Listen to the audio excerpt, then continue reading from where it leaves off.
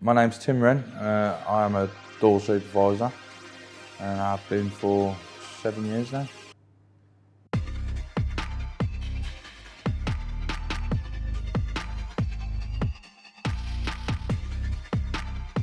I'd say from about 17, I had a growth spurt. I was really small, I was timid, I wasn't really confident, but then I had, like 17, I just had a massive growth spurt. I become a big lad. And a lot of people started saying, "Oh, are you a doorman?" I'm like, "No, I'm just a bricklayer, mate." You know what I mean? I'd go out and have a drink. "Oh, you should be on the door, you should." My mum, "You've got the build to be a doorman." I was doing youth work at the time. I was an outreach worker for NEETs. So obviously, not in employment or further training. And I got my badge and I was like, I'm a doorman now. Like, I could work the doors. So I started at Rosie's.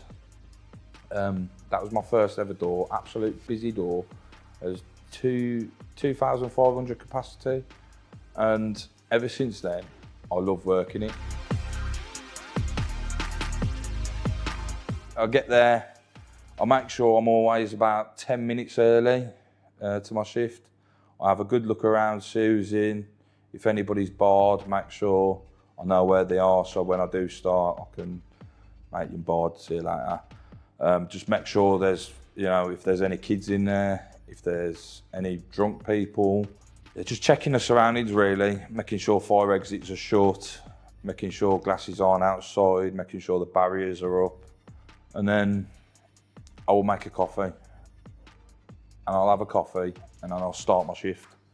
And then we'll work the door, obviously having banter with the customers, having jokes, having a laugh, making sure everybody's all right, making sure, everybody's having a safe night. So someone come up to me and said, "Oh, some geezer's down in the toilet doing something in the sink," and I'm like, what's he doing? But I'm very curious as to what people do. So I've gone down the stairs and he's washing his wig. He's got like a sieve and he's got his wig in like the sieve washing out his wig. I'm like, "Geez, what are you doing? Like, we serve food in here. You can't be washing wigs in the sink."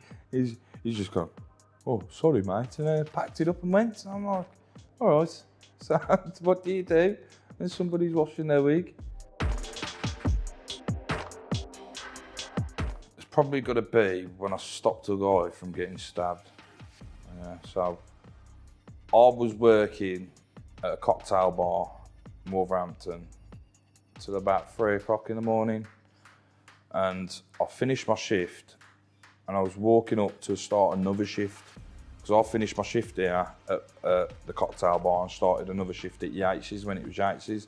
And Yates's had a party, it's called Block Party, with Pop World who were next door, so they've put a fence around the back of Yates's and Pop World. So I walked up to Yates's, walked in the door, immediately there's a fight in front of me happening. So obviously the security team was already in there, has got the guys out the back, one set of guys out the front, and they've merged like on the side road, they met each other. So they've come out the back, come out the front. They've kind of met each other here now. They're all still arguing in the street. And I could see a guy get a knife out his hand, put a knife up, and he's gone to stab a geezer. And as soon as I saw that, I started running over and I kicked the knife out his hand, it went flying. But then the police turned up, coming to a riot van. They'd gone out the riot van, was like, "What do we do?" So I just started shouting, "You need to get in, this, that, you need to sort it out," basically. Knife's over there, there's a knife, so make sure that's picked up. So yeah, I think that's my proudest moment.